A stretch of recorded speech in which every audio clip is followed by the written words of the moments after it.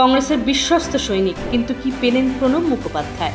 প্রণব মুখার্জি প্রধানমন্ত্রী হতে পারতেন, কিন্তু কেন হলেন না? দুবার সুযোগ এসেছিল। গান্ধী পরিবার কেন তাকে রুখল?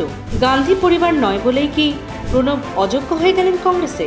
ভারত রত্ন পেলেন বিজেপির আমলে। প্রশ্ন উঠবেই, সম্মান কে দিল?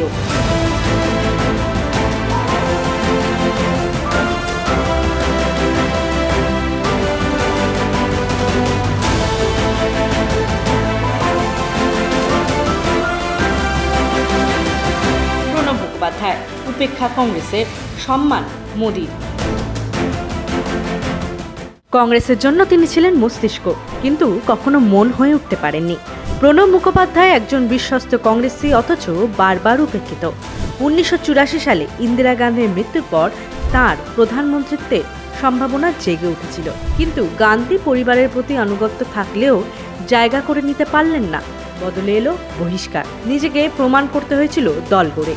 2004 সালে আবারও সম্ভাবনা, কিন্তু আবারও মনমোহনের ছায়ায় থাকা নাম হয়েই রইলেন প্রণব মুখোপাধ্যায়। দল তাকে ব্যবহার করলো, কিন্তু স্বীকৃতি দিল না। এমনকি মনমোহন সিং নিজেই পরে বলেছিলেন প্রণব ছিলেন যোগ্যতম প্রধানমন্ত্রী, কিন্তু কংগ্রেস তাকে সেই জায়গায় পৌঁছতে দেয়নি।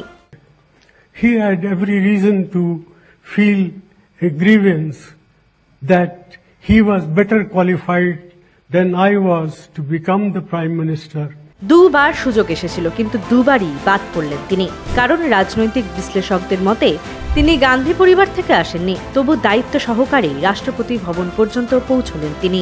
পরবর্তী সময়ে যেটা কংগ্রেস পারেনি সেটা করে দেখালো বিজেপি সরকার। 2019 সালে দেশের সর্বোচ্চ সম্মান ভারত রত্নে ভূষিত হলেন প্রণব মুখোপাধ্যায়। তার মৃত্যুর পর 2025 সালে সরকারের অনুমোদনে গড়ে তোলা হলো স্মৃতিসৌধ। যে কংগ্রেস তাকে বারবার উপেক্ষা করেছিল, যার জন্য জীবনভর কাজ করেও পাননি প্রাপ্য মর্যাদা, তাদের পক্ষে কি সত্যি সম্ভব ছিল প্রণব মুখোপাধ্যায়ের যোগ্যতা মাপা? নাকি প্রণব মুখার্জির যোগ্য সম্মানের সঠিক মূল্যায়ন করেছিল বিজেপি? প্রশ্নটা তোলা রইল আপনাদের জন্য। Bureau report, Bengal facts.